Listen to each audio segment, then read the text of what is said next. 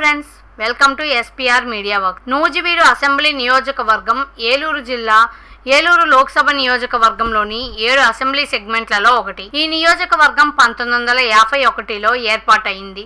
2019 నాటికి ఈ నియోజకవర్గంలో మొత్తం 2,30,650 మంది ఓటర్లు ఉన్నారు. గత ఎన్నికలలో వైసీపీ అభ్యర్థిగా పోటీ చేసి గెలిచిన మేకా వెంకట ప్రతాప్ అప్పారావు ప్రస్తుతం ఈ నియోజకవర్గం యొక్క సిట్టింగ్ ఎమ్మెల్యే. నూజివీడు అసెంబ్లీ నియోజకవర్గం విషయానికి వస్తే గతంలో ఇక్కడ టీడీపీ వైపే ఎక్కువ మొగ్గు చూపేవారు. ఆ తర్వాత ఆ స్థానాన్ని వైసీపీ తీసుకుంది. ప్రస్తుతం ఈ నియోజకవర్గంలో అధికార పార్టీ బలంగా కనిపిస్తున్నా గతంతో కంపేర్ చేస్తే ప్రభుత్వం మీద వ్యతిరేకత కనిపిస్తోంది.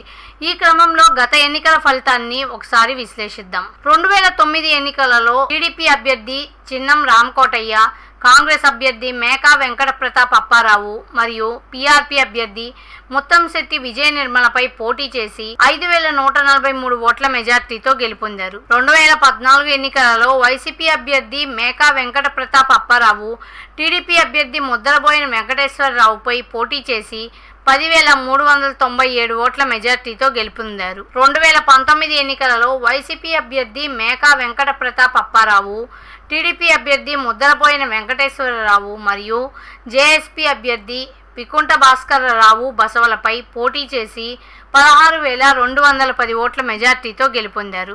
2024 ఎన్నికలలో వైసీపీ అభ్యర్థి మేకా వెంకట ప్రతాప్ అప్పారావు, టీడీపీ అభ్యర్థి గొలుసు పార్థసారథి, కాంగ్రెస్ అభ్యర్థి కృష్ణమరీదు మరియు ఇండిపెండెంట్ అభ్యర్థి స్వతంత్ర ముద్దరబోయిన వెంకటేశ్వరరావుల మధ్య పోరు జరగనుంది.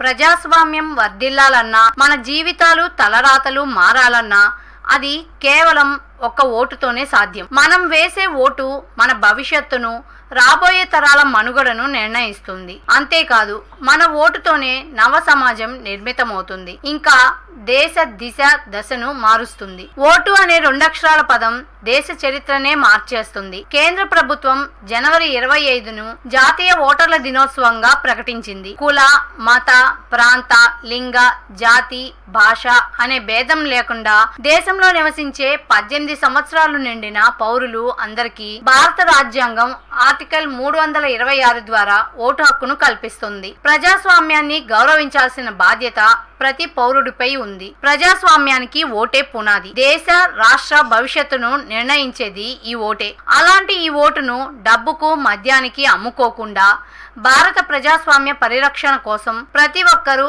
తప్పనిసరిగా తమ ఓటు హక్కు వినియోగించుకోవాలి.